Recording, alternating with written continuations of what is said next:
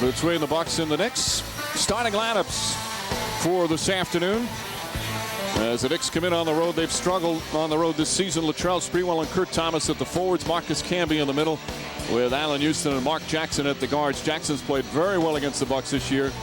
Meanwhile, the Bucks still Glenn Robinson, not in the starting lineup, but after missing 14 games, he'll come off the bench. So Tim Thomas will start with Anthony Mason. Joel Prisbilla starting to play well in the middle. And Ray Allen and Sam Cassell at the guards for George Karl. Let's go over to Knicks looking to push, as mentioned. Sprewell kicking it out. Sprewell left wide open, knocks down the three.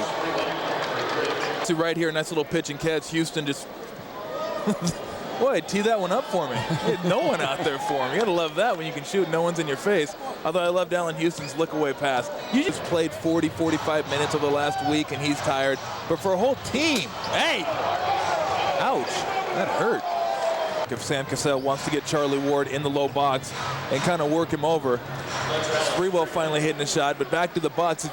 Fifth year in the league. Making that call. Sprewell left-handed, pretty move, shot won't go.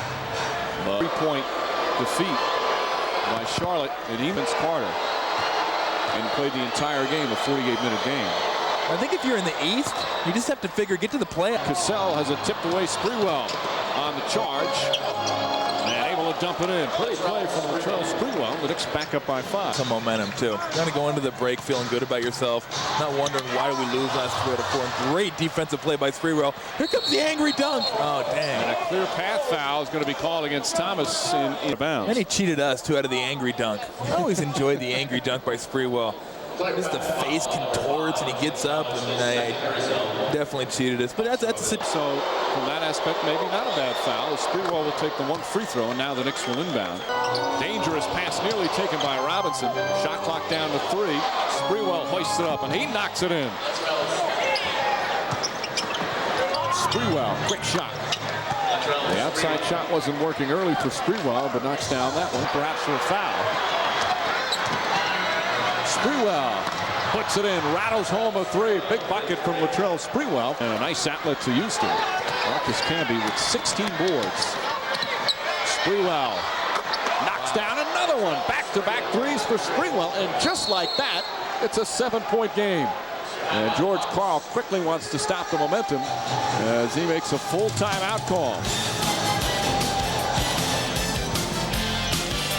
Sprewell with 20 points now has been struggling from the field, but he begins the fourth quarter with a couple of 3-pointers. Just over a minute gone by, final period. Knicks a 7-point advantage. In the third attempts and third percentage, that's amazing. They have yet to make one. Sprewell again, his third 3-pointer of the period. Well, we haven't even played 2 minutes. Right now, let's see if Don Chaney will take a 20-second timeout, and he'll take a full. So to avoid the turnover, Sprewell, who has 3 3-pointers in the fourth, calls time with a 5-point Knick lead. You want to go out there and you want to play hard. If you play hard, you have a chance to win. Another 3. Latrell Sprewell 4 for 4 from downtown. Ball timeout just in time. A 20-second timeout. Sprewell has scored 12 points in less than 3 minutes here in the fourth. He's done it over guards. He did it over Irvin Johnson, the big guy. Darvin Ham trying to check him right there. Can't do it. He's just, I mean, right off the inbound, just catch and fire. Now remember, he started the game. He was 1 for 9 in the beginning to start the game, and he is 8 for his next 11. You say that like you think he remembers. More importantly, it pulls the Bucks within 8. And every time you think the Knicks are going to extend it, as Sprewell knocks in another. Latrell Sprewell, his 5th 3-pointer. Dribble penetrated. Boom. He found Glenn Robinson open for a 3, and Sprewell. Good grief. As the saying goes, Sprewell is in the zone. 32 points for adventure. Well, not only forget about it. I mean, Glenn Robinson can't guard him out on the perimeter. And he just lulls him to sleep right there. Lulled him to sleep. As soon as Glenn Robinson put his arms down, that's when he fired. Glenn said, "You're not doing that to me again." He said, "You're right." Sprewell finds the room and finds the answer again. Latrell Sprewell, 20 points in the period. It's out of timeouts. Final seconds. Ray Allen looking up. Foul. Gets a great look at it. And it's good! Ray Allen ties it with 5/10 of a second remaining. What a finish series here in Milwaukee. The Knicks have to inbound. The Bucks are celebrating. Knicks can get a shot off. Marcus Camby looking down the court. Lobs it down to Shandon Anderson. Anderson puts it up, and the shot would not have counted. He did not get it off in time, and we've got overtime here at the Bradley Center. Clock out. Sprewell, a three. Puts it in. Latrell Sprewell again. Oh, my. I mean, that's just... You're right in his face. And just mugshot is what he's doing to you. Face up, and that allows him room to work. Glenn Robinson has 34 points in his first game back since December 28th. Sprewell comes right back for the answer. Cassell looking to double team as soon as he puts it on the floor. Here comes Mason now. Sprewell tied up, 3 on the shot clock. Has to put it up, puts it in. Everything going down for Latrell Sprewell. Under a minute and a half remaining.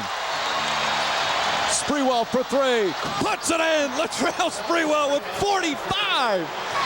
There's just nothing you can do here. It really isn't. I mean, you're right in his face, and he's just telling you, thanks for coming. The guy is radar locked in right now. Hands in his face, nor hands in his face. He's just making all kinds of shots. Get it in and then right back out to Ray Allen.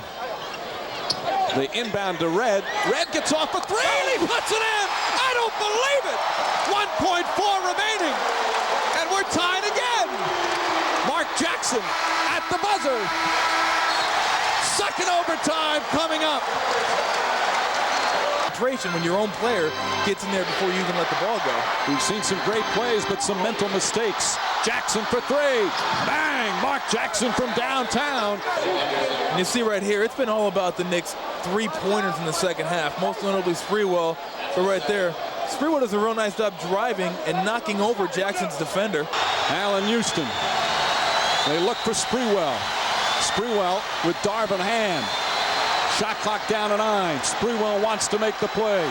Sprewell makes the move, pulls back, fires, puts it in. Latrell Sprewell puts the Knicks back on top with 9.9 remaining. His 9th three-pointer of the game, and the Knicks lead by 2.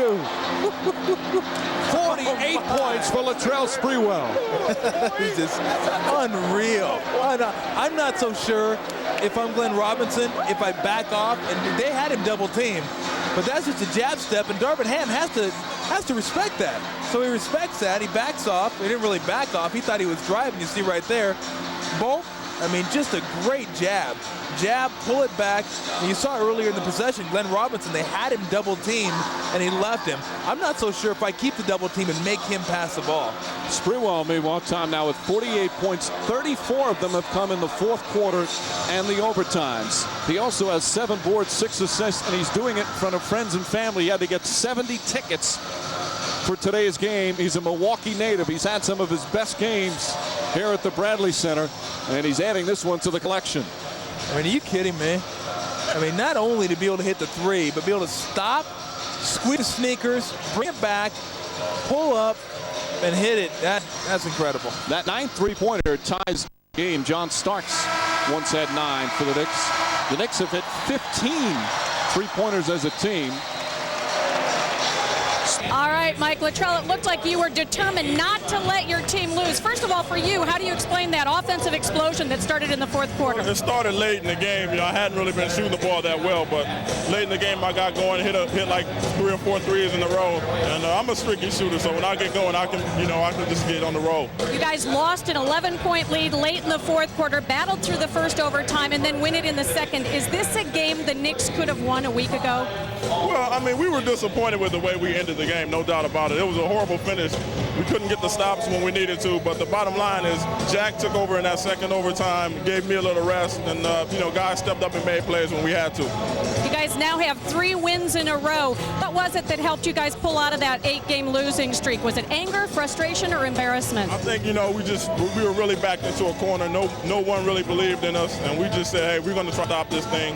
And all it takes is one win, and the one we got against Toronto, I think, set off. And right now, we're just, trying to keep the win streak going. 3 wins in a row. How things changing? Congratulations. Thank you.